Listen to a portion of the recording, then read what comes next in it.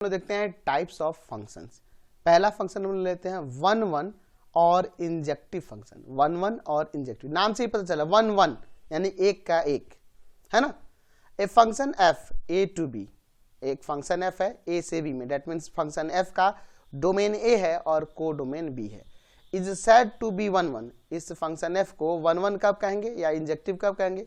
If and only if distinct elements of set A have distinct image in set B under F। क्या कह रहा है कि function F के set A के डिस्टिंक्ट एलिमेंट के, यानी कि डिफरेंट डिफरेंट एलिमेंट के, है ना, B में डिफरेंट डिफरेंट यानी डिस्टिंक्ट डिस्टिंक्ट इमेज होने चाहिए। समझ रहे हैं? जैसे मैं एक एग्जांपल लेता हूं, मान लीजिए ये आपका सेट ए है और दूसरा मैं सेट यहाँ बी ले लेता हूँ। इसमें एलिमेंट है 1 2 3 4, इसमें एलिमेंट है सपोज कीजिए ए बी सी डी, दोनों नॉन एम्प्टी सेट है।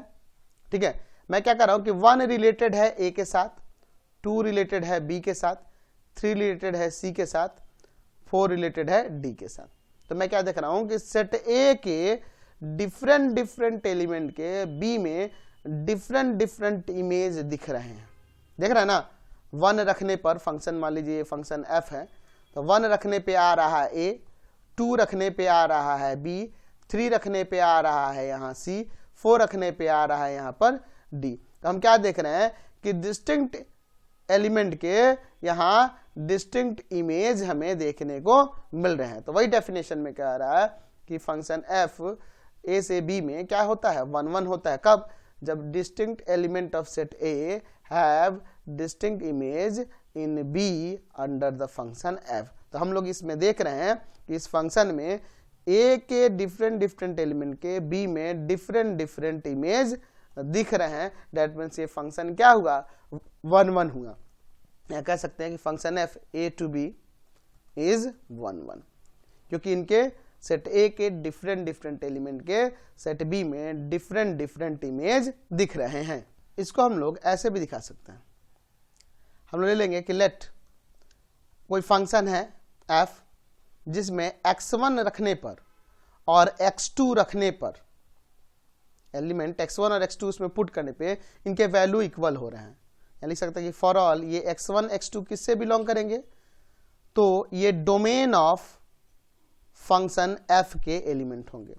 ये क्या होंगे? ये x1 x2 किससे बिलोंग होंगे?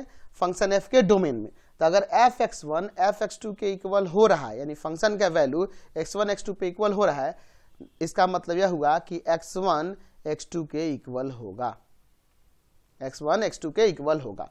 अगर फंक्शन का वैल्यू x1 और x2 पे इक्वल है, इसका मतलब वो एलिमेंट x1 और x2 आपस में इक्वल होंगे, तभी ये पॉसिबल है।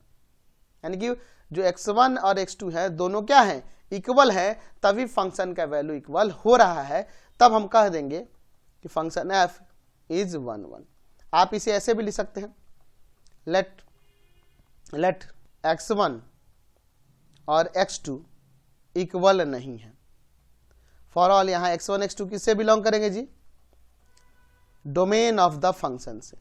तो अगर x1 x2 के इक्वल नहीं है, डेट मीन्स फंक्शन का भी वैल्यू इक्वल नहीं आएगा उन x1 x2 पर। तब भी हम कह सकते हैं कि फंक्शन f क्या है?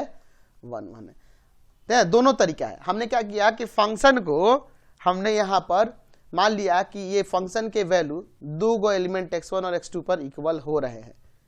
तो ये तभी पॉसिबल है जब x1 x2 के इक्वल होगा। तो ऐसे भी वन वन दिखा सकते हैं। दूसरा तरीका हमने क्या अपनाया कि x1 x2 को इक्वल नहीं माना, जो कि x1 x2 किसके हैं? डोमेन ऑफ फंक्शन के वैल्यू है, एलिमेंट है। अब इन x1 x2 इक्वल नहीं है, तो यहाँ f(x1) भी f(x2) के इक्वल नहीं होगा, यानी कि फंक्शन का वैल्यू x1 x2 पर भी इक्वल नहीं होगा। तब भी हम लोग कह सकते हैं कि फंक्शन क्या है? वन वन है। तो चलिए इसको एक एग्जाम्पल से समझते हैं। सपोज हमारे पास कोई फंक्शन है जिसे हम लोग कह रहे हैं कि वह डिफाइन है रियल टू रियल पर, और किस तरह से? f(x) = 2 में यहाँ पे मैं मान लेता हूँ 2x, यानी कहने का मतलब कि डोमेन क्या है? R है। तो डोमेन के एलिमेंट कोई भी रियल नंबर यहाँ पुट कर सकते हैं। आप देखिए यहाँ पे मैं कोई भी रियल नंबर रखूंगा, 2 रखूंगा तो 4 आ जाएगा, 3 रखूंगा तो 6 आ जाएगा। डिफरेंट डिफरेंट मैं रियल नंबर रखूंगा तो इस फंक्शन का वैल्यू भी डिफरेंट डिफरेंट आएगा ना, दैट मीन्स ये फंक्शन कैसा है, 1 1 है। ऐसे कैसे दिखाएंगे इसे, लेट हम लोग सपोज कर लेंगे कि f(x1) इक्वल है f(x2) के फॉर ऑल x1 x2 किससे बिलोंग करेगा, तो फंक्शन के डोमेन यानी कि r से, ये ना डोमेन है। चलिए तो यहाँ पे इसमें पुट कर देते हैं x1, तो हो जाएगा 2x1 equal to 2x2, 2x1 2x2 के इक्वल है तो 2 2 कैंसिल हो जाएगा, यहाँ x1 इक्वल टू क्या आ गया x2। तो ये तभी पॉसिबल हो सकता है जब x1 x2 के इक्वल है, therefore function f is 1 1, function f is 1 1 हो जाएगा। ये फंक्शन f 1 1 हो गया, समझ गए। आप इसे ऐसे भी समझ सकते हैं कि इस फंक्शन में मैं यहाँ पे 1 रखूंगा तो 2 इंटू 1 2 आएगा, 2 रखूंगा तो 2 इंटू में 2 4 आ जाएगा, मैं यहाँ पर 3 रखूंगा तो 2 इंटू में 3 6 आ जाएगा, मैं यहाँ पे 1/2 रखूंगा तो 2 इंटू में 1/2 1 आ जाएगा। मैं ये देख रहा हूं यहां कुछ भी रखूं तो उसका वैल्यू, अगर मैं डिफरेंट डिफरेंट एलिमेंट रख रहा हूं तो वैल्यू भी डिफरेंट डिफरेंट आ रहा है, देख रहा है, डिफरेंट डिफरेंट एलिमेंट पे वैल्यू भी डिफरेंट डिफरेंट आ रहा है। तो यानी कह सकते हैं कि फंक्शन f में जो r टू r पे डिफाइन था, इनके रियल नंबर, अलग अलग रियल नंबर के लिए अलग अलग वैल्यू भी रियल नंबर से ही बिलोंग कर रहे हैं। दैट मीन्स ये फंक्शन कैसा है, 1 1 है। ऐसे भी दिखा सकते हैं, सपोज ए सेट, ये आपका पहला सेट है, डोमेन है, और यहाँ पे ये को डोमेन है। मैं इसमें एलिमेंट ले लेता हूँ 1 2 3 4/3 है ना, 5 6 कुछ भी। यहाँ पे देखिए इसमें भी सारे रियल नंबर आ जाएंगे। तो आप fx इक्वल टू में जो 2x देख रहे हैं तो ये सारे रियल नंबर आ जाएंगे, तो 1 किसके साथ रिलेटेड हो जाएगा, 2 के साथ रिलेटेड हो जाएगा, 2 इसमें कहीं 4 होगा ना क्योंकि सारे रियल नंबर इसमें है, तो 2 4 के साथ रिलेटेड हो जाएगा। 3 किससे रिलेटेड होगा, इसमें 6 होगा उससे रिलेटेड होगा। 4/3 है तो 4/3 किससे रिलेटेड होगा, तो 4/3 यहाँ पे रखेंगे तो 2 इंटू में 4/3 यानी 8/3, 8/3 भी तो रियल नंबर ही है ना, उसके साथ रिलेटेड होगा। तो मैं देख रहा हूँ कि डिफरेंट डिफरेंट एलिमेंट के लिए इसमें डिफरेंट डिफरेंट इमेज मिलेंगे ही। दैट मीन्स ये फंक्शन जो है ये कैसा है, 1 1 है, 1 1 है। अच्छा सपोज दूसरा एग्जाम्पल, मैं यहाँ पे एक फंक्शन ले लेता हूँ f जो रियल टू रियल डिफाइन है, और मैं यहाँ कह रहा हूँ कि fx इक्वल टू में है x²। अब यहाँ देखिए, मैं रियल नंबर अगर इसमें 1 रखूंगा तो वैल्यू क्या आएगा, 1। अगर मैं रियल नंबर -1 रखूंगा तभी वैल्यू क्या आएगा, 1। तो दोनों देख लो, अगर मैं यहाँ -1 रख दूं तो भी क्या आएगा, प्लस का 1, और मैं यहाँ 1 रख दूंगा तो भी क्या आएगा, 1। तो मैं देख रहा हूं कि दो गो एलिमेंट डिफरेंट डिफरेंट है लेकिन इमेज इसके सेम है। तो क्या ये 1 1 हो सकता है, नहीं हो सकता है, क्योंकि डिफरेंट डिफरेंट एलिमेंट के इमेज भी डिफरेंट डिफरेंट होना चाहिए। जब -1 रखेंगे और 1 रखेंगे तो इनके अलग अलग वैल्यू आना चाहिए, सेम आ जा रहा है, इसलिए ये फंक्शन 1 1 नहीं है। कैसे नहीं है, जैसे देखिए लेट f(x1) इक्वल है f(x2) के फॉर ऑल x1 x2 किससे बिलोंग करेगा जी, रियल नंबर से। तो क्या यहां इसमें रखेंगे तो x1² इक्वल टू x2², दो गो रियल नंबर के स्क्वायर कभी इक्वल हो सकते हैं, बिल्कुल हो सकते हैं। जैसे कि अभी हमने देखा दो गो डिफरेंट रियल नंबर थे लेकिन उनके वैल्यू इक्वल हो जा रहे थे, है ना जी। तो अगर वैल्यू इक्वल है तो जरूरी नहीं है कि दोनों रियल नंबर भी आपस में इक्वल हो, ठीक है, वो डिफरेंट भी हो सकते हैं। अगर ये इक्वल होते तब ना हम कहते हैं 1 1 है। तो यहाँ देख लीजिए f(x1 x2) के इक्वल है लेकिन x1 x2 के इक्वल नहीं है। जैसे यही एग्जांपल से समझिए कि f-1 f1 के इक्वल है, दोनों रियल नंबर ही है ना, है -1 और 1। अगर यहाँ पे देखें तो इसको फंक्शन में रखने पे देख लीजिए, फंक्शन पे रखने पे वैल्यू तो सेम आ जा रहा है लेकिन क्या ये -1 1 के इक्वल है, नहीं है। दैट मीन्स ये फंक्शन क्या है, 1 1 नहीं है, क्योंकि डिफरेंट एलिमेंट के सेम ही इमेज आ जाएंगे, डिफरेंट डिफरेंट एलिमेंट के डिफरेंट डिफरेंट इमेज होने चाहिए तभी वो 1 1 होता है। तो ये आपका फंक्शन आपका 1 1 नहीं हुआ। अच्छा मैं एक और एग्जांपल यहाँ लेता हूँ, जैसे मैं यहाँ पर एक फंक्शन ले लेता हूँ जो फंक्शन f डिफाइन है इंटीजर टू इंटीजर पे, और fx इक्वल टू में दिया हुआ है x²। चलिए इसके बारे में बात करते हैं। तो हम लोग यहाँ पे इसे ऐसे लिख सकते हैं कि लेट f(x1) f(x2) के इक्वल है फॉर ऑल x1 और x2 किससे बिलोंग करेगा, इंटीजर से, डोमेन से। तो अगर मैं यहाँ पे इसके वैल्यू को पुट करूं तो x1² क्या हो जाएगा, x2² के इक्वल। तो दो डिफरेंट, तो x1 यहां x2 के इक्वल नहीं होगा। क्यों? जैसे सपोज कीजिए यहां पे मैं दो इंटीजर ले लेता हूं, एक मैं ले लेता हूं मान लीजिए -2 रखेंगे तो -2 का स्क्वायर 4 आ जाएगा। अगर मैं यहाँ पे 2 भी रख दूंगा तो 2 का स्क्वायर क्या आएगा? 4 ही आएगा।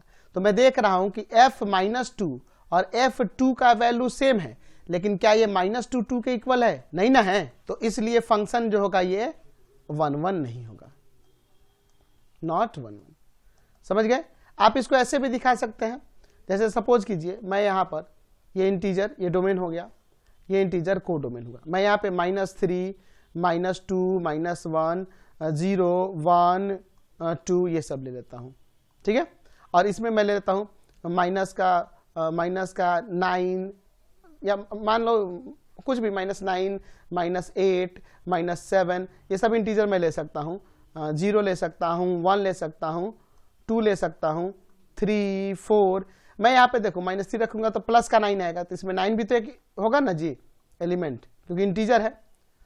2 रखेंगे तो 4 आ जाएगा, -1 रखेंगे तो 1 आ जाएगा, फिर 0 रखेंगे तो 0 आ जाएगा, 1 रखेंगे तो 1 आ जाएगा। देखो -1 रखने पे भी 1 आया और 1 रखने पर भी 1 आया, 3 रखने पे 9 आ जाएगा। अच्छा मैं 2 रखता तो 2 रखने पे 4 आ जाएगा। तो देखो -2 रखने पे भी 4 आया और 2 रखने पर भी 4 आया। तो दो गो डिफरेंट एलिमेंट के सेम ही इमेज हो जा रहे हैं, इसलिए फंक्शन 1 1 नहीं है, ऐसा भी आप कह सकते हैं। यानी अगर मान लीजिए कोई क्वेश्चन दे दे कि फंक्शन f जो डिफाइन है, मान लीजिए हम दे देते हैं इंटीजर टू इंटीजर और fx इक्वल टू में दे दे 2x प्लस का 5, तो आप देख रहे हैं यहाँ पे डिफरेंट इंटीजर के लिए इसके वैल्यू डिफरेंट आ जाएंगे। दैट मीन्स ये फंक्शन 1 1 है।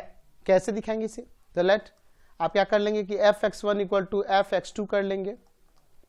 For all x1 x2 belong करेगा डोमेन z से, तो यहाँ पे वैल्यू पुट करेंगे x1 और x2, तो फंक्शन का वैल्यू आ जाएगा fx1 plus 5 equal 2x1 plus 5 और 2x2 प्लस 5। 5 से 5 कैंसिल, 2x1 इक्वल हो जाएगा 2x2 के, तो यहाँ 2 से 2 cancel, x1 equal to x2। Therefore लिख सकते हैं कि फंक्शन f इज 1 1। तो इस तरीके से हम लोग यहाँ पे चेक करेंगे कि कोई फंक्शन 1 1 कैसे है। तो मैं ऐसे भी देख रहा हूँ, अगर मैं यहाँ पे इस तरह से भी ले लूँ इंटीजर टू इंटीजर, आप इसमें इंटीजर में ले लीजिए 0 1 2 3 -1 ये सब जो भी, तो देखिए 0 पुट करेंगे तो 5 आएगा, तो 5 एक इंटीजर है ना, रिलेटेड होगा। 1 पुट करेंगे तो 7 आएगा, इसमें 7 भी तो एक एलिमेंट होगा। 2 पुट करेंगे तो क्या आएगा? 9 आएगा, वो भी रिलेटेड होगा। 3 पुट करेंगे तो कितना आ जाएगा? 3 2 6 5 11 आएगा। तो मैं देख रहा हूँ डिफरेंट एलिमेंट के लिए डिफरेंट इसमें इमेज मिलते जाएंगे, है ना। दैट मीन्स ये फंक्शन क्या हो जाएगा? 1 1 हो जाएगा। तो आप एरो डायग्राम से देख रहे हैं और जैसे प्रूफ करना है ये भी मैंने आपको बता दिया। चलिए